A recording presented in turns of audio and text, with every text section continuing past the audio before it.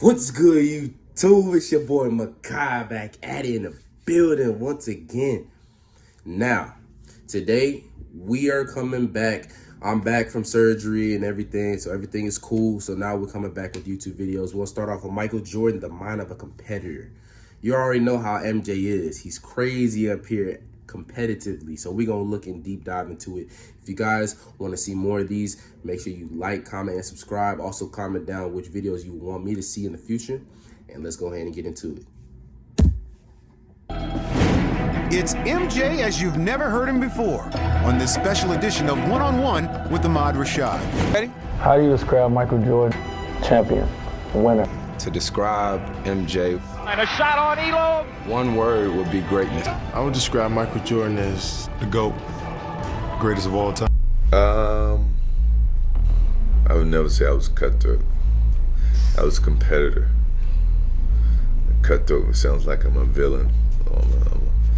I'm not. I'm a competitor to a point where if you're my opponent, if I knock you down, I'm not picking you up. A good competitor always evaluates his opponent, and you understand for what he really is, but you never try to give him confidence. You try to take it at all times, and sometimes it's easier to take confidence and sometimes it's harder. But mentally, I gotta find a way, and sometimes you have to trick yourself. And see if all that trash talking starts when it's 0-0 instead of 5-6 point lead. That's where it starts. You have to look inside yourself and find the different types of challenges from game to game. You know, I look at who I'm playing against, look at some of the things that now I can focus and pull out to get me ready for the game. That's how I got myself motivated, you know,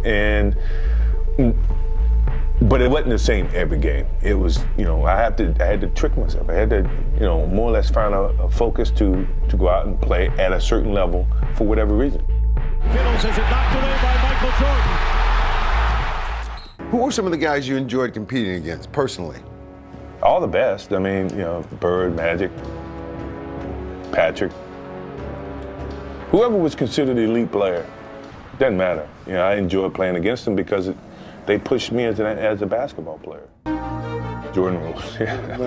Is that what they call it? Yeah. They call it the Jordan rules. But it was more of a physical challenge or a mental hurdle? Which one would you say it was more? The both. Physical? Both. It was both. They like to junk up the game. They like to beat you down, hard fouls.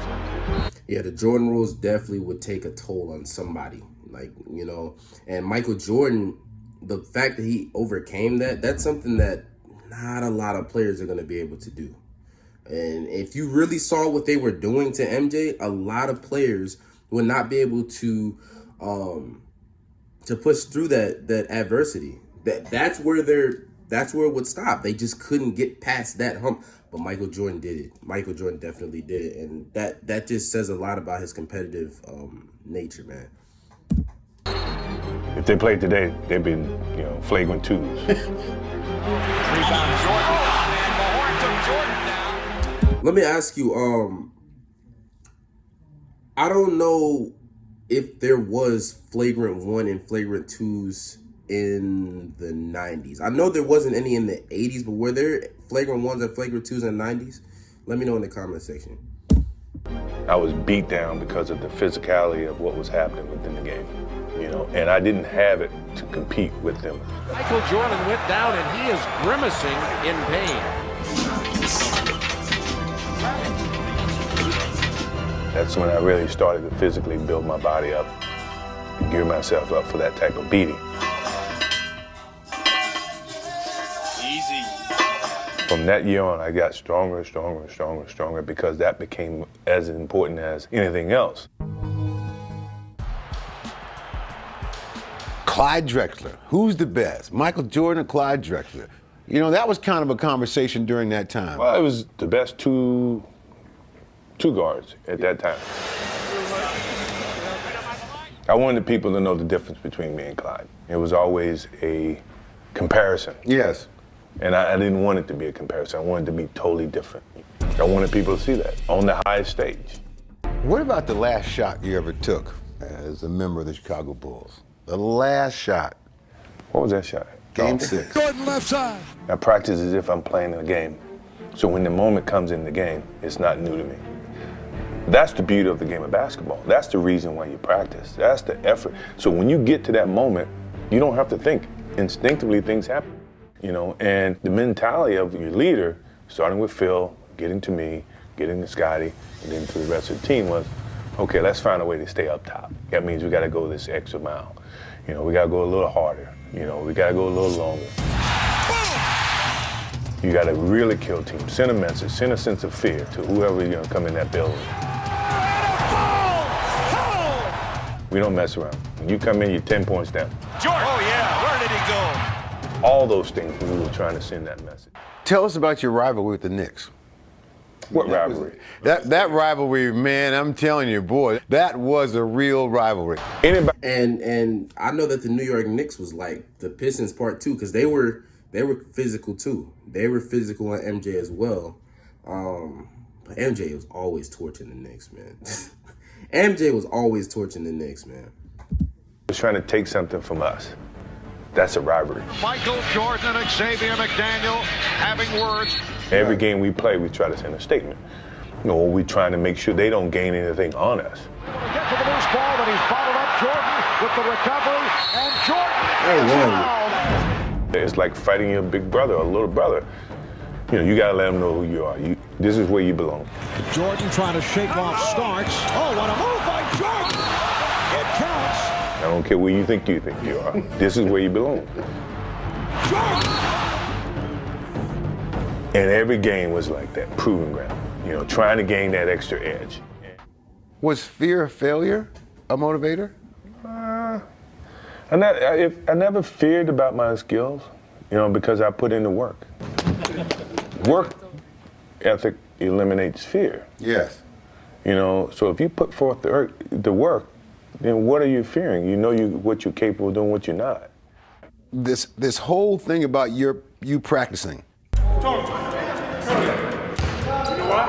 Oh, I got to spend you all day. This is a little off topic, but a lot of these clips that I'm seeing was on The Last Dance, because this clip was from 2013, and I remember The Last Dance. I mean, there was a lot of other clips that were unseen, but a good portion of these clips were on The Last Dance, so I find that very interesting.